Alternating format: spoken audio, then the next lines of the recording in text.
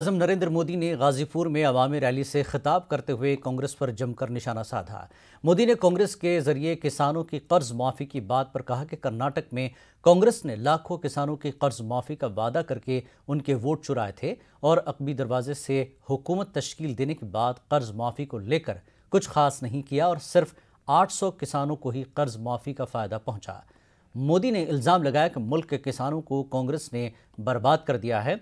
इससे कबल वज़ीर आज़म ने गाजीपुर में सुहेलदेव पर डाक टिकट भी जारी किया।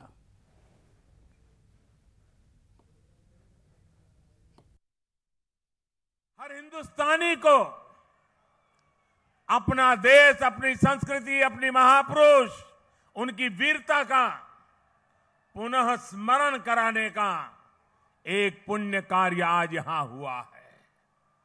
महाराजा सुहेलदेव की शौर्य गाथा, देश के लिए उनके योगदान को नमन करते हुए थोड़ी देर पहले उनकी स्मृति में पोस्टल स्टैंप जारी किया गया है।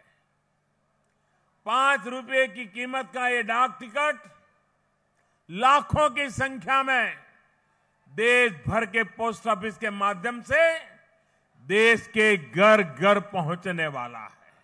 देश में सबसे कम विकसित क्षेत्रों में से एक पूर्वांचल को मेडिकल हब बनाने की दिशा में निरंतर तेजी लाई जा रही है। भाइयों और बहनों, थोड़ी देर पहले जिस मेडिकल कॉलेज का शिलान्यास किया गया है, उससे इस क्षेत्र को आधुनिक चिकित्सा सुविधा तो मिलेगी ही, गाजीपुर में नए और मेधावी डॉक्टर भी तैयार होंगे।